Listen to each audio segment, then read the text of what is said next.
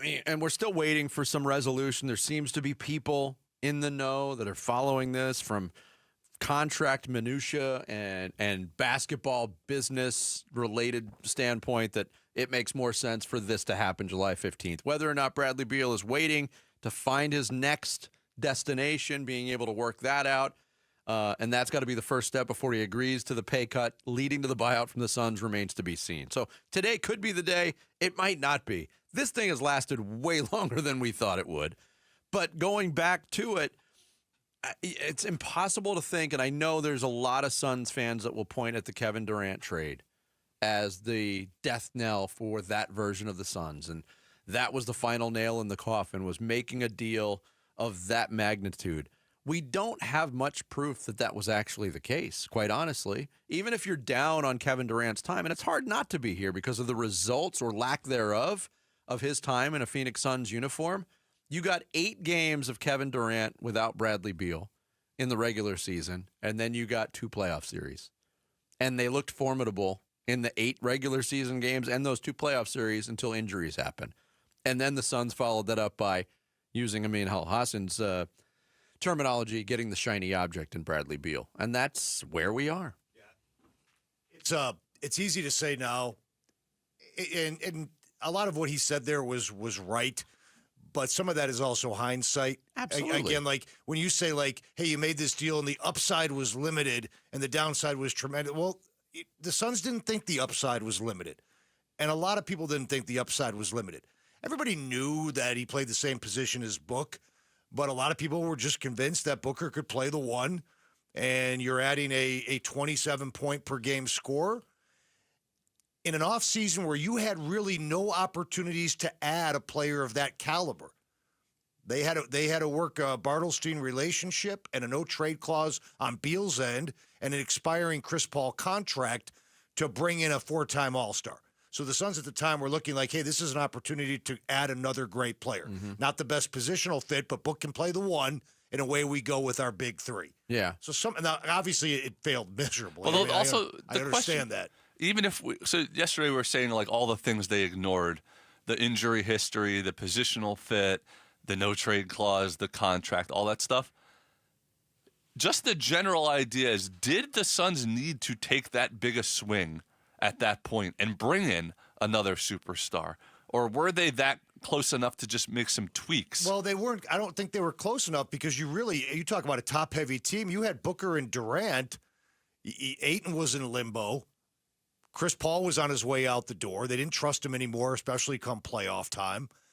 They pretty much figured he was beyond the twilight of his career in terms of being a high-productive all-NBA caliber point guard. And again, using your term, hindsight, and I don't mean to cut you off, Yeah, but okay. what I can't get past in all of that in the pursuit now when I really look back is I was in favor of the deal, and mostly it was based on the Chris Paul factor.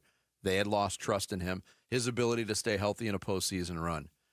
But then you trade him for a player with a much more vast injury history than Chris Paul had at double the salary, more than double the salary. Yeah. That was obviously a gigantic misstep.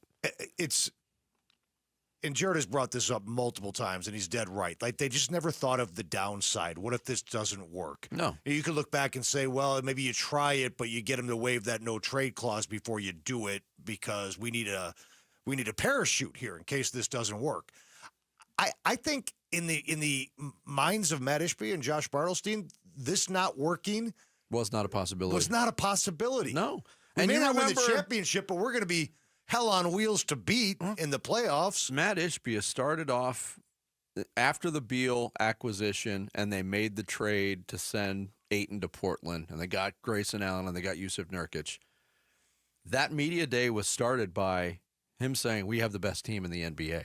There was an extreme confidence coming off of that team after that deal. Frank Vogel was the head coach, was asked at media day about handling personalities and talent.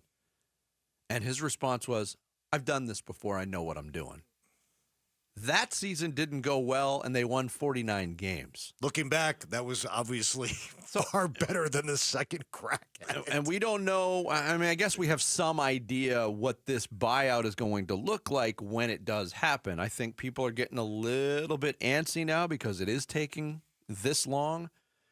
And, Bradley Beal's fit obviously didn't work in Phoenix. And that's another learning lesson to NBA teams who wanted to lean into positionless basketball. And you may still buy into that theory, but skill set basketball still matters. And when you have that level of overlap and we're paying a player like Bradley Beal that kind of money, he's going to get playing time. And that overlap derailed everything you were trying to do. I agree with Amin Elhassan. I think Bradley Beal is a good basketball player. I don't think he's worth the contract he got, but credit to him and his agent for getting that from the Washington Wizards once upon a time. But now moving forward, people are asking, well, where does he fit?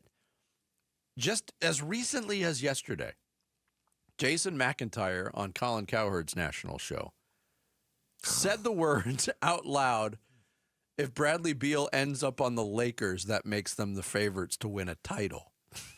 Well, he don't know what the hell he's talking about anything. So let's start with that. There is that. Beal's there's the positional overlap that was a big issue here in Phoenix. But also now you go back to Washington. To me, I agree. I think Bradley Beal, when he's on the court, is a pretty good basketball player. He's better still. than Jalen Green, who they're essentially replacing him with this season. I don't know. I don't know if he is. I don't know. I don't know. I mean, maybe that's a matter of opinion. I don't know. I don't know if I totally agree with that. But again, let's just say this, though, Jared. Beal's biggest problem is he doesn't play. He misses 30 games a year. Well, and sometimes there's big chunks, and sometimes there's small chunks. But I've heard Kellen Olson talk about this, and I totally agree. It's the small chunks can be just as detrimental to the team and to him as missing the big chunks, because you just never get into a rhythm. You never get into a flow, and that is so important in the sport of basketball. 12 or 13 separate occasions last year he missed time. 12, it was that many times. And, Jared's asking the question or bringing up the point, is he as good as Jalen Green?